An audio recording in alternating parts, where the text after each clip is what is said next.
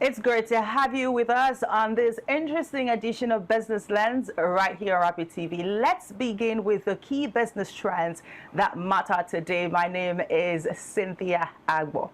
Now, the World Bank is betting on Nigeria's medium-term recovery, upgrading its 2026 growth forecast to 4.4% and retaining that momentum through 2027, even as deep structural weaknesses remain unresolved. Now, let's look at oil marketers warn Nigerians to brace for another round of fuel price increases, with Brent crude crossing $66 per barrel and geopolitical tensions rising as crude potentially heads towards $80. Also, Nigeria's power sector bled an estimated 187 billion naira in just 4 months as discos failed to bill over 16% of electricity delivered, deepening liquidity problems in an already fragile electricity market. Next, we say 10 federal agencies led by NIMSI are set to spend nearly 24 billion naira on software in 2026, reigniting concerns about efficiency, value for money, and long-standing abuses in public IT procurement. Also, the federal government proposes a massive 3.23 trillion naira for federal roads in 2026, nearly a 5-fold increase in 2 years. This is signaling a major fiscal shift toward transport infrastructure. I'm very particular about this conversation. Well, let's move on to investment, where the UK emerged as Nigeria's biggest foreign investor in 2025, accounting for about 65% of inflows as government reforms and a de-risked $5 billion project pipeline began to attract renewed global interest. It won't be complete if we don't look at the market, where the Nigeria stock market regains investor confidence as Equities gained 598 billion naira in a single session, lifting market capitalization to 106.78 trillion naira despite softer trading volumes. Now, we will look at all of the stories and more after this break, where I get to introduce our guests. It's Business Lens. Don't go anywhere.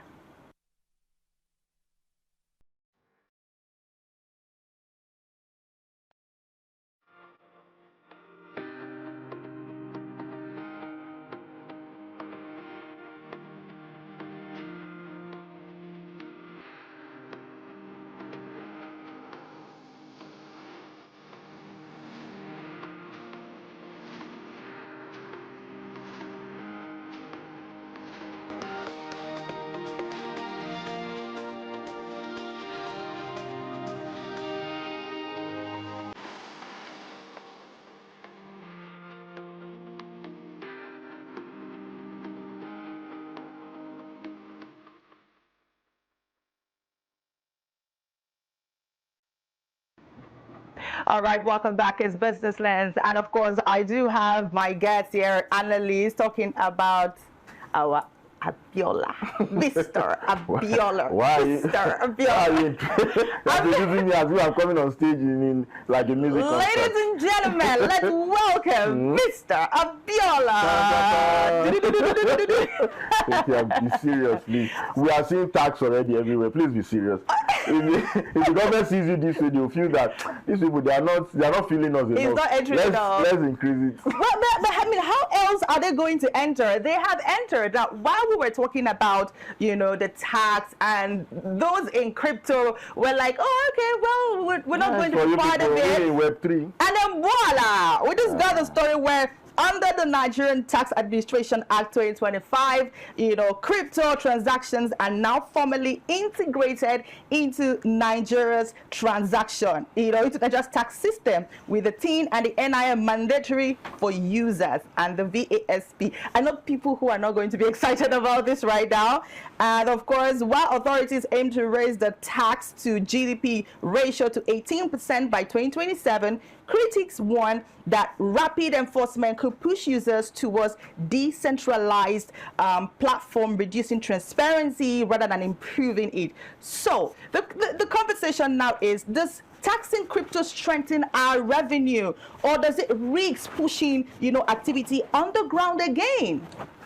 Well, this is a very hot topic that has been going on social media since yesterday. And the first question is this. Excuse me, has crypto been unbanned? That's the first question. Okay. Because it has been banned for so long, Absolutely. at least from the banking system. You cannot do anything crypto, even if you have a transfer and the description is crypto, your account will be closed. So has it been unbanned? Because if the government now is coming and saying that they want to tax crypto, put your NIN in your centralized wallet, put your tax ID in your centralized wallet, is the government trying to tax what it does not allow? Or better put, are you tasking what you have banned? Yes. Now let me give you an example that people can understand. A lot of drugs are banned. Like, I don't want to mention names, bad drugs. Now, for a government of a country to now come out and say, oh, we'll be taxing this drug, you can hear how it sounds. It doesn't make sense because this thing is banned, it's not allowed. So if it's not allowed, then why do you want to go into that domain? So that's the first thing. The second thing is, of course, a lot of people that felt that, oh, they are out of this whole thing, they will just be keeping their money in USDT and in crypto wallets and all that. Now they are being shocked because those particular crypto companies have been, or exchangers have been instructed to actually include all this information there, and anybody that does not comply, they're going to fine them or withdraw their licenses. That's what the government said. Now, the next question for me is, what exactly do you want to tax? If somebody sends me $100 in USDT, what does the government do? What exactly is the plan? How do they know what the money is for? What is the tax for the money? Are they talking about transfer charges? Yeah. That is in addition to blockchain charges? Or are they saying that for every certain amount of crypto in your wallet, we're going to tax a certain amount? Or are they saying they will tax only gains? If they're going to tax gains, how do they know what the gains are? So there are a lot of dark areas, gray areas that we really need to understand. But some we might never understand until it takes full effect and people start seeing the effect. And like you said, what it's going to do is that there's going to be a secondary black market. So I'm very particularly concerned because you did raise something very important, which is the fact that, okay, you cannot tax something that you have not recognized as being part of your system. Part of your system. So shouldn't we, instead of we saddling ourselves with the question of, oh, how do you want to, what percent are you going to take? How do you want to go about it? Why don't we hold the government by the jugular and say, okay, fine, are you officially coming out to say we have accepted crypto? Should the people not be saying, okay, fine, you have no right to tax on things that you have not accepted? Agreed completely. Therefore, we are going to be standing against this particular policy or implementation. The average Nigerian mindset is this, and that's why you're not seeing physical reactions, protests yet. This is the mindset. If it has not happened to me, it does not exist. Including security. That is why you see that Nigerians sometimes are described as docile people. They believe that whatever is happening, if it has not touched them. So by the time this one is touching them now, I believe we're going to see a reaction. The reaction might not be before it happens. The reaction might be after it happens. Because I believe, and I agree with your line of thought, that if something does not exist, we should not start debating other matters. We should stand on the fact that this thing has been banned. I'm telling you today, you cannot say you are doing anything that you want to send money from a bank and you are writing is for crypto, is for this. Your account will be closed. You will even be fined. Your account will be closed and your money will be withdrawn and sent to you. So when did that change? I don't think it has changed. Well, so that is where we are now. This is not allowed in our system. Why does the government want to tax it? I was watching a video yesterday on social media and the guy was like, why is it that when it's time to collect, the government always shows up, but when it's time to give back to the masses, to give back to the citizens, you start looking for the government, And I actually thought about it also, that we've been talking about so many things. The government is doing this, the government is doing that, but the effect on the people is not enough for the level of tax that we are currently experiencing. Okay, let's now move away from there. I know there's a whole lot, and how I wish we were at a time where we could, hear feedback of Nigerians. I'm sure a lot of people are also talking about this same thing, like this concerns that you've raised, this concern I'm also having. You cannot tax what you have not accepted. So come up with your full chart and tell us, okay, yes, we're accepting this, but we're going to drop our pride. Let the government say, okay, we're dropping our pride. No, but they have to ban it first. We're banning it. Apart from the pride,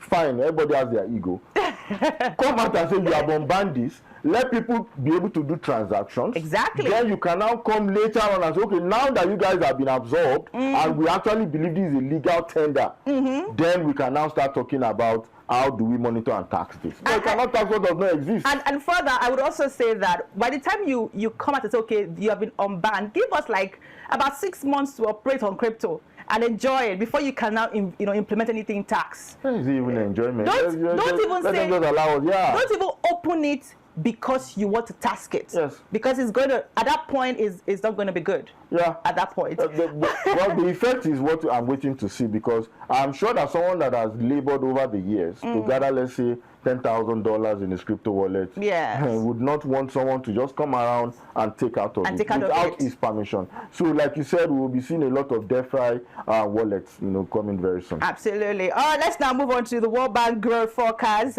in Nigeria at 4.4%. Just to let you know that the World Bank is sticking with its optimism on Nigeria retaining a 4.4% GDP growth forecast for 2027 and upgrading a 2026 projection from 3.7% to 4.4%, according to its Global Economic Prospect report released on January 2026. Now, this aligns with the bank's earlier Nigeria development update suggesting improving macroeconomic stability. But beneath the headline growth numbers, structural weaknesses remain, and the World Bank continues, to flag productivity constraints, weak real economy incomes, and reform execution risks, raising questions about whether this projected growth will translate into jobs, purchasing power, and improved living standards for ordinary Nigerians, which is like the most important thing. So while the numbers look stronger, on paper, the real issue is what kind of growth is Nigeria actually building? So let me first hear your thoughts on that. Well, I would prefer it to be called projected targets. Ooh, okay. not projections. That the reason is because it's very optimistic, and it's good to have something to look forward to. But when you look at the projection of crude oil, our projection of the internally generated revenue, and other projections that were made concerning the budget, this 4.4 is looking very, very, very optimistic. But like I said, I prefer to look at it as a target, something that we're looking up to, something that will inspire us to do better. If everything goes on well with the government policies, and they're able to lower their expectations, especially when it has to do with revenues coming in from oil and other sectors, I think maybe we might fall a little bit shy of it. But 4.4 is extremely optimistic, because is it realistic or optimistic alone? It's not really. I don't put words in my mouth. No, it's not really, based on what we have seen so far. It's not realistic based on that. But this is the future we're talking about, meaning that if some things change and the government actually puts its hand to it, I believe it's something that if we don't achieve it, we can fall short of it. But if we continue to go at the same pace we've been going, then I don't think this would be the case by December this year. Okay, so I would love to ask, this is a 4.4% growth, projection, but the poverty, unemployment remain elevated. And so what must change for this growth to become, inclusive rather than statistical? The first thing for me in any GDP, because practically what GDP is like the value of the human beings within your country. So for me, the first thing I look at in layman terms in terms of GDP is the increase in value of every human, especially financially. Okay, so what increases your value financially? First thing is production. So if Nigeria starts producing, I'm talking about oil, I'm talking about industrialization, I'm talking about infrastructure. If an average Nigerian okay, has the potential to increase its income, okay, in this 2026, then we are seeing a bigger, rise in GDP. Okay. But if that is not the case, then we are just, as usual, putting a lot of grammar on paper. So we have to look at increase in infrastructure. We have to look at increase in production, especially the manufacturing sector. We have to look at subtle exports apart from oil. Now we have to start looking at other sectors, making things easier. Okay, now to export from Nigeria has been very difficult in the past. That's why if you go to somewhere like UK, you will see yam from Ghana, but you might not see yam from Nigeria. Not because Nigerian farmers are not up to the task, but we have very good because yams. when you queue in Apapa to export something, that thing, if it's perishable, might even be bad before it gets to the port. So if we can work on production, exports, and work on infrastructure, I believe that we can be on our way to increasing our GDP this year. But if it remains the same, and we don't have more people coming out of poverty, then where is the GDP going to rise from? Okay, which now leads me to how much of this optimism, is tied to reforms already implemented, and how vulnerable is the forecast, to policy reversals or election year pressures? Yeah, well, I believe that second point, election year pressures, might lead to the first one, depending. At the end of the day, we cannot totally divorce politics from economics, because politics to a very large extent has effects on what economic policies will come out. So you can also expect that at some point in time some compromises might be made politically that might affect the economic policies. So it is left to be seen whether the pressures of next year, which is an election year, would start affecting some of the economic policies this year. But based on what is on ground already, if it is fully implemented, I think we can get to this target or be a little bit shy of it.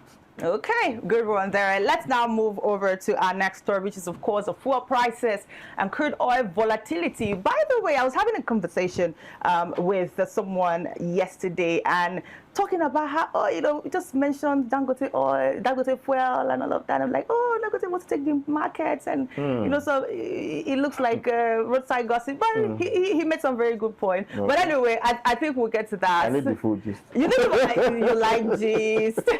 All right, so fuel price pressures are resurfacing as Brent crude crosses $66 per barrel, driven by geopolitical instability in Iran and Venezuela, according to industry players quoted by The Punch. Oil marketers warn that if crude climbs towards $80 per barrel, petrol, diesel, and kerosene prices could rise sharply in Nigeria, with Nigeria still relying heavily on fuel imports and only one major domestic refinery operating. Higher crude prices and FX volatility could quickly pass through to pump prices. Now, marketers say even locally refined PMS may not be immune if global crude prices continue upward. And once fuel prices move, the ripple effects are felt everywhere, from transportation to food, household costs, every single thing. Which now leads me to ask you, Mr. Abiola, with Brent crude already above $66, how exposed is Nigeria's fuel pricing to external shocks despite the domestic refining efforts? The price of crude oil is always a two-edged sword for countries like Nigeria, and this is what I mean. If the price of crude oil goes up, it marks additional earning of income revenue for the country.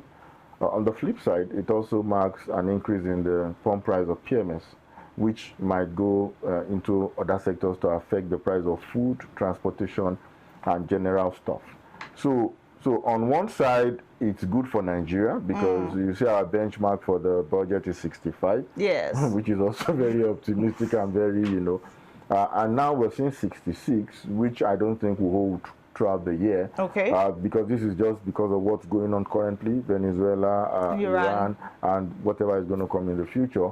But are we wanting more to come in the future? I don't want, nobody wants, but who knows? It's not based on what I want or what I don't want. So now, the price of fuel I've seen so far, PMS, in Nigeria doesn't really, there's always a buffer, right? There's always this delayed process or this delayed reaction. Because I remember during COVID, there was a time that, fuel went to zero.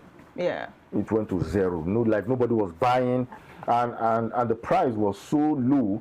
But in Nigeria, nothing. It just reduced, I think, by 5 or 10 naira or something, and that was it.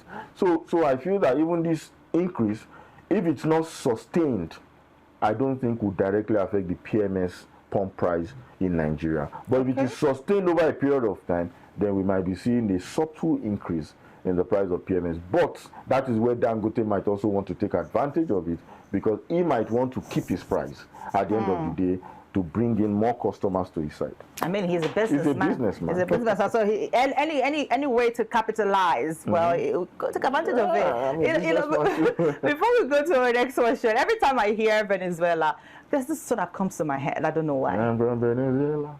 No. From Venezuela to Lagos, money now. Oh, that's what I'm saying. I don't know. That's that comes to my head. Just stuck. Every time I hear Venezuela, it came out last year. Even when they took the president, that was what I was playing.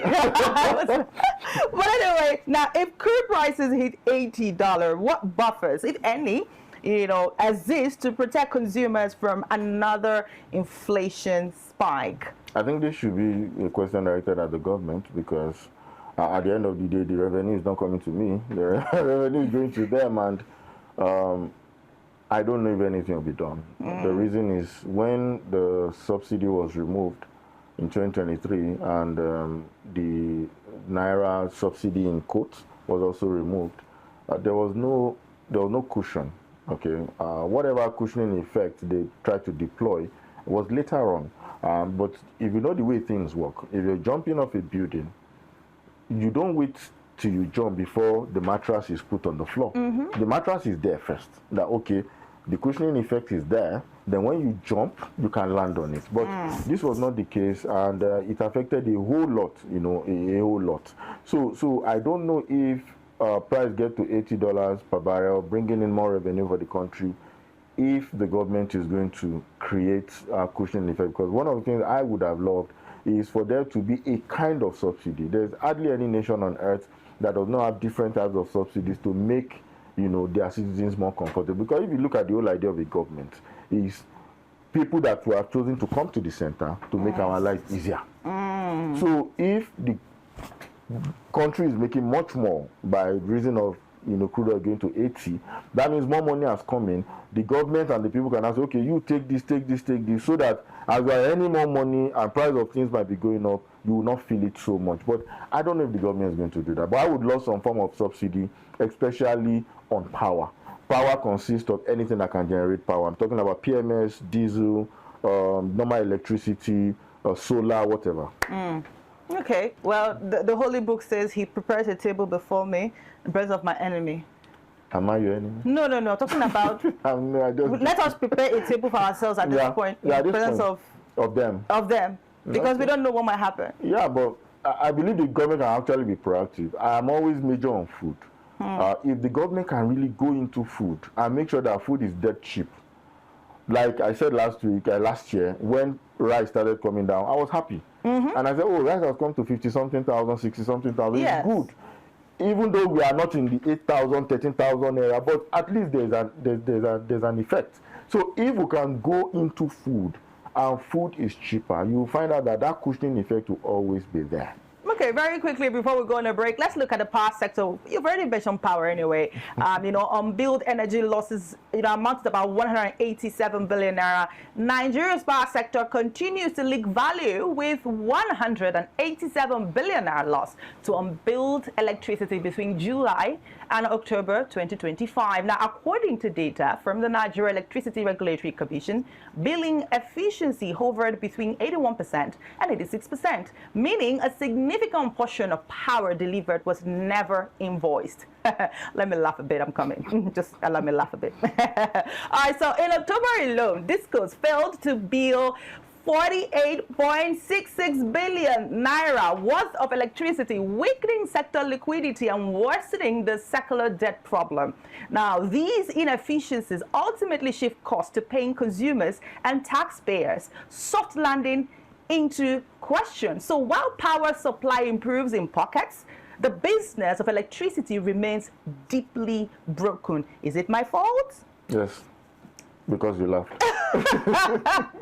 Please, I mean, I know you felt what I felt right there. So I mean, let's talk about this. We're tired of talking about power. They're hearing these numbers. I mean, who are we? Why should we be talking about this?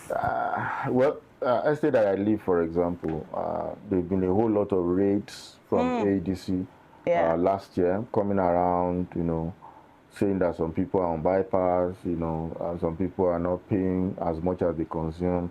Why are you recharging 20,000 naira per month and all that? For some, for a house of this magnitude. I think the first thing we should look at is inclusiveness. That's the first thing we should look at. Let everybody have a meter. The process of I remember when my meter got bad, and the fault was not mine. I don't touch it, nothing, and the thing gave up. And they told me they were going to replace it. Only for them to come around, I think months later, and give me a crazy bill, of 1.4 million. They're the one that came on and connected me direct and said, your meter is bad, we'll replace it. At the end of the whole fiasco, I was the one that still paid for that meter. It's not if I'm leaving that place, I won't carry meter. I hope you didn't pay the 1.4. I paid. Why won't I pay? They billed me, I think, for like 3 months. They said, I said, how did you consume 1.4 Am I running the factory in 3 months? I'm practically not at home most times. My wife is not at home. My children have gone to school. So how did I amass this? But there's a system that you can appeal. And there are systems that at the end of the day, if you appeal, you are just wasting your time. Because at the end of the day, you're fighting against something that you cannot. So I think the first thing is inclusiveness. Let meters be available as much as possible. Let people be able to get meters like this. Because whether I like it or not, some people still don't have meters. Let people be able to break down as much as possible. Say, okay, this is a flat of 10, a block of 10 flats. Give everybody their meters. Let it be fast. Let it be swift. Let it be free. You can collect your money anyhow because the meter does not belong to me. It belongs to AEDC or it belongs to the electricity company. That is one. So that means a lot of people are not captured to bill them for electricity. So the question is are they not captured? Because you talked about they came to connect something for you. No, directly because the meter was bad. Directly. So now there have been certain complaints where people, you talked about bypass at first and they come to tell you, oh, you did bypass. The question is, who helps you? The people who do the bypass, who helps them to do the bypass. So I think they need to read off the bad eggs in their fold. That's part of the problem also, because if you're saying that electricity is leaking, the first part is what I said, which is let everybody have meters, right? That's one. Then two, for those that have meters that are into bypass, I hear that they have smart meters and all manner of meters that can actually so deploy enough softwares to be able to quickly flag people that are stealing electricity and find a way to get your money back from them. Because once people know that an area is a no-go area, you will never go to that terrain. What do I mean? If, for example, now you know that if you're driving a car, you can open the door while the car is moving and jump down, okay? You might live, you might die, but it's a possibility. But you are in a plane, everybody knows. You cannot try it. So people don't even think about it. So if you know that bypass is something that you cannot, if you try it, you will see that with time, all that part will fizzle away. And people will, okay, like for example, now I know people in my estate that you would think that there's nobody in the house. No, they are just conserving, they are using what they can afford. Yes. You see people using charcoal at the back of their house. It's not. I'm just telling you the reality. We can talk about the cost of electricity in another time. But for now, people are managing themselves because when you travel like that, the same thing. Yes. You don't just leave all the lights on, leave all the AC on, go to work. No, even water. You don't leave the water running anyhow because everything is paid for and you're guaranteed that it will always be available. But when you have bypass, you leave everything on. You just leave everything on. You can even go and call your neighbor. Lights now, water. You can. Cynthia. You can't be supplying other people power. You can be a mini distributor. Exactly. Because before we go on the break, I'm wondering, okay, how sustainable is a power market where over 16% of electricity delivered, goes unbilled? And the thing now is, are consumers indirectly paying for these inefficiencies through tariff, taxes, service quality? Because in some places, the quality of service of the light is very poor. So is it my fault that you are not doing your work? This particular thing you mentioned, I remember one of my ogas, he just told me last week, He said they had to write a petition because they moved him to Band A, but they are not getting the Band A lights, and they are charging them for it. So he said they had to write to NEC. He wrote a petition and everything, and they said, okay, they will move him to Band B back. But by the time they fulfill the 20 or 22 hours condition, they will move him. So no problem. I don't have a problem paying for what I use. But in a situation where you're charging me for a certain band that does not exist in my neighborhood, then it doesn't make any sense. So at the end of the day, these people not paying for power are giving a ripple effect to others that are paying for them to pay more. Okay, we'll go on a very short break, but when we come back, don't forget we have more in Business Lens for you from NIMC, MDS, and a lot more. Don't go anywhere. All right, welcome back. Let's go dive into our next conversation. It's still Business Lens, and if you're just joining us, well, you've missed a lot, but you still have something. Now, the 2026 budget shows that 10 MDAs will spend nearly 24 billion naira on software projects. Sad. With NIMC emerging as the single largest spender. Now, according to appropriation bill, these allocations cut across identity management, cybersecurity, health, education, and immigration. However, these large IT budgets are raising red flags amid long-standing concerns over procurement abuse, duplication of systems, and poor value for money. Critics argue that software spending often lacks transparency and measurable outcomes. Well, we have several cases to decide on that. So the question isn't just digitalization. It's whether Nigerians are getting the value for it. Mr. Abiola, how can government justify 24 billion naira in software spending? You know, when digital public services remain fragmented? I mean... I'll tell you for free, I have a master's in ICT, that yes, IT can swallow 24 billion, no issues. Okay. The question is, we need to know what it is. If it's about programming, writing codes, majorly softwares, and we're not talking about the hardware that host them, we're not talking about cloud services, we're not talking about having our own, cloud here in Nigeria, then there's a different discussion. But yes, 24 billion, in as much as it's a very big amount, and we're talking about multi-agencies, right? It can actually swallow it up. 10, it can swallow it up. But if it's just about the programs themselves, the codes, and nothing else, then it's a little bit much. It's even too much. Now, we have a lot of programmers in Nigeria, a lot of software guys, very brilliant, very intelligent, guys that work on the global scene. These guys can always be brought in because at this level, you don't bring in foreigners to code your software. True. Everything has to be homegrown. That is why I'm suspecting that if hardware is going to be involved, there's a different ballgame. Okay. And I'll explain to you. Now, if you want to have a backup farm or a cloud farm, the first thing is that power cannot shake. For example, banks' database. Have you ever wondered about where do banks keep their database? Most of them are not in Nigeria because there cannot be failure of power. That is one. Yeah. So that means that if you're going to have a cloud farm, a backup storage system, the first thing is that means you are off grid. Most likely solar.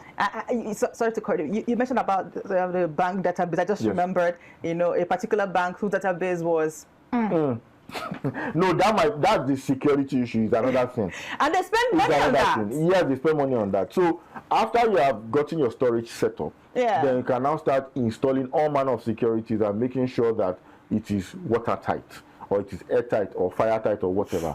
Now, if hardware is involved, it can swallow a whole lot because power must be 100%. That is one. Two, usually a database is not stored in one location, it's not stored in one place.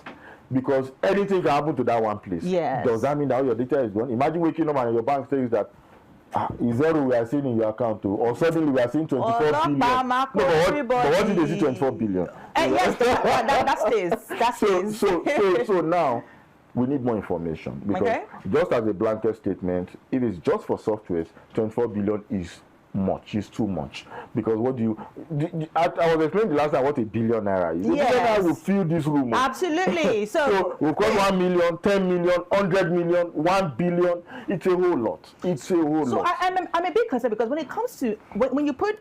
In a sentence, when you put Nigeria and money in a sentence, I'm always very concerned because we have issues of accountability. Yes, because at the end of the day, these softwares now, what is the guarantee that they will be done according to the standard that money is meant to provide? I think, like you said, we need more information. Yeah, we need to break everything down. Show us the number. Show us who and who is going to be involved. Because you have a lot of young guys that are software that will break it down for you. There's nothing hidden. You can say, okay, programming of this, development of this, by the time you know it, people will tell you that, no, this thing should not, even as a contract, this thing should not be more than this amount, okay? So if, like people were saying, okay, you dropped 10 billion for solar in the Aso Villa last year, you dropped another 7 billion this year, and you know people that are into solar are beginning to analyze what a 7 billion solar system can actually carry. So in the same thing with software, by the time you bring it out and say these are the things that needs to be developed, people will tell you no, this thing should be done for this amount.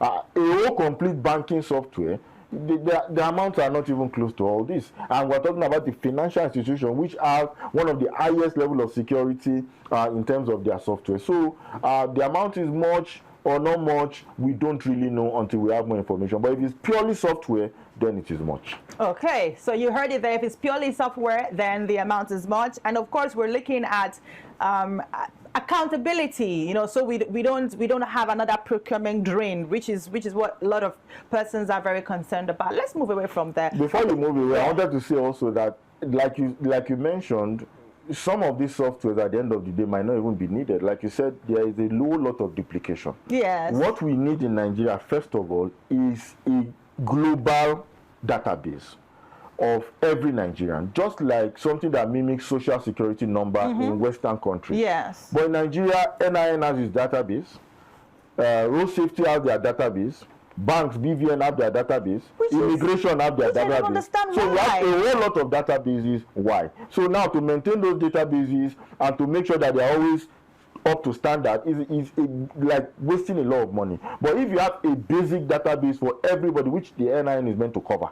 So what do you think? I mean, before we run along, what would you suggest should be to be put in place to government to ensure that we have a centralized database where, okay, once you just type this particular number, like we have the social security number, you just see everything you need to know. Yes, we have the NIN, yes, but some departments or organizations or agencies, they want to have their own database. They can ride on the NIN. NIN should be, even in my own perspective, a ministry. There should be a ministry of national identity. Okay. Because it's a security ministry of everybody involved, everybody in this country. So the first thing is have the NIN basic. As you are giving birth to, once you get to a certain age, go and register, just like birth certificate. Yes. Go and register your NIN.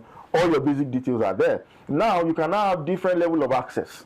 Now there can be a semi-access or another access in the NIN that is BVN. That this one is your financial information only accessible by financial companies that have access, that have been cleared by CBN, for example. Then you can have another part for immigration. But everything under one body. Not that we have different, database and we are now struggling to make them. Even all these tax issues will still be under the same. Yes. So that you can now check, okay, where is Abiola working now? Where is the last place he found that he's staying? Yes. Everything should be under one file, but different access for different ministries. Okay, I will say that if at 10 days after your child is born, you should have his NIN. And DNA, sir. Yeah. You're joking. Well, your NIN, your child should have that 10 days after. Centralized system and everything moves. Well, let's move on to federal roads. 3.2 trillion naira allocation. The federal government has proposed this very amount for road construction and rehabilitation in 2026. Now, a 489% increase from 2024 level, signaling a major infrastructure push. It's supposed to sound interesting, right? Until you get the details. That the allocation of more than triples the 1.013 trillion provided in 2025. I mean, despite this provision, what was our road like? While the scale is unprecedented, Nigerians remain cautious due to decades of abandoned or slow-moving road projects. execution capacity, contractual performance, and funding sustainability will determine whether this spending delivers impact. Now, big numbers are back on the roads, but trust remains in short supply. So I always say, when it comes to Nigeria and projects, I'm weary. I'm very, very weary. Now look at the amount of allocation for road construction. You have not even delivered on 2025. You've not delivered on 2024. You've not delivered. The numbers keep jumping and jumping. I don't even want to ask the issue of guaranteed delivery. I mean, I feel like it's going to be a child's play to ask about guaranteed delivery. But let's move on to... when we are ready, right, we know what is right. Yeah, we know what to do. The government knows what to do. And there are ways you can do check and balances. You know, you go to some short roads in Nigeria, you'll find out that such roads have been awarded 3-4 times and it has not been done. Yes. So the country knows what to do when it wants to do it, because I will say it and I'll keep saying it. If Abuja to Lagos cannot be dualized like Uber Expressway all the way, which is extremely possible for a country that is more than 60 years, then we are not ready. If Abuja to Kano cannot be...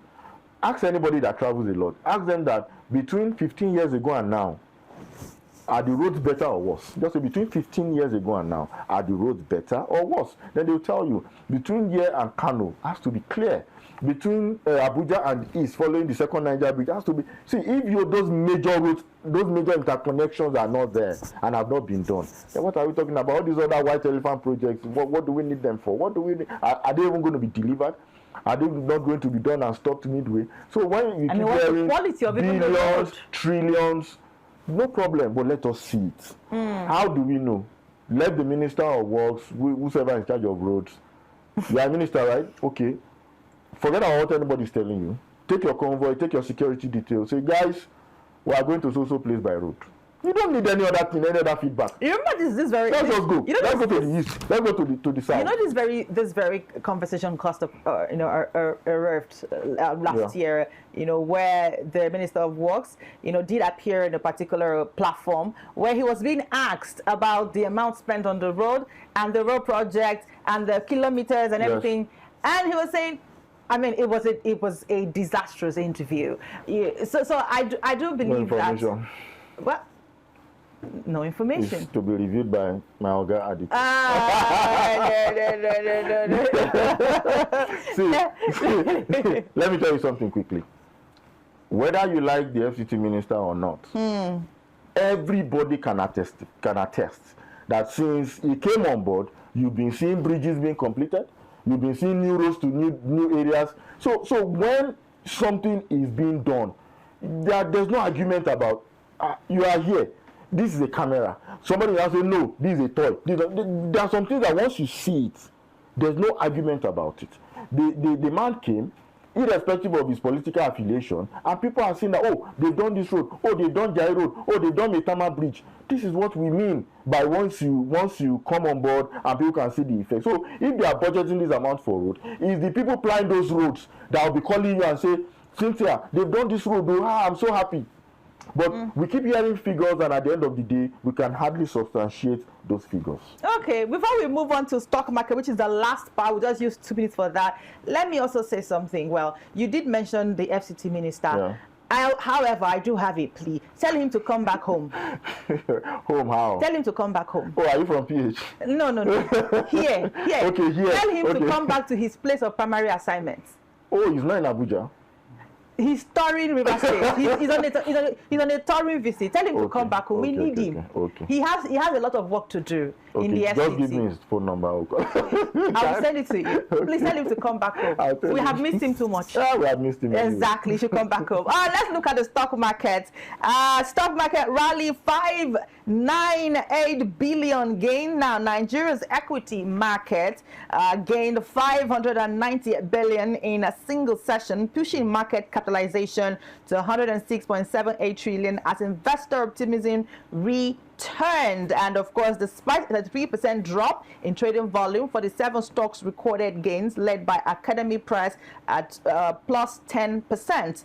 The divergence between rising market value and slowing volume suggests selective optimism rather than the broad participation, raising questions about depth and sustainability. So the market is rising, but who's really in the rally? That's the question. Does this rally reflect economic strength or concentrated speculative interests? Well, the first thing is this is January. A lot of people are pushing their investment in. Whether I like it or not, that's a major inclusion in these numbers. Just like when it's November, December, people start taking profit and pulling their their monies out. So the first thing is, why are we having these amounts of influx now? The first major reason is because this is the beginning of the year. People are pushing in investments. Secondly, people are also working with data. The finance sector is a data-driven sector. People have seen what others made last year. On average, we're seeing more than 40-50% across board, with some companies making as much as 200%, 190% in pure profits on their stocks throughout the year. So based on that data, we're also going to have a much more influx, because now people also want to replicate what happened last year in this year. So I feel those two are the majority. Any other thing you want to say, I think it's too early for that. Okay, well, too early. One thing I know that it's not too early for is to demand that the government gives us what we are due when it comes to tax. If you're taking from us, you have to give us something in return, which of course they haven't told us anything they're going to give us. We've just been hearing taking, but we haven't heard what we're going to give to you, as part of the tax system. You take a lot from us, you have to give us a lot too. Well, that is the much we can take on Business Lens today. Thank you so much, Mr. Bella, for joining me. Thank you, Cynthia. I would have given you a high five, but let's see. Rema. All right. So my name is Cynthia, but don't forget that Business Lens comes to you on Mondays and of course Thursdays. You can also watch all our episodes on our YouTube platform. Don't forget to follow us on our social media platform at Rapid TV. We're available on Instagram and Twitter. That's X. We're on TikTok. We're on Facebook. We're everywhere you can think about. On our website, www.rbnradiotv.com. Do have yourself a pleasant Thursday and a weekend by extension.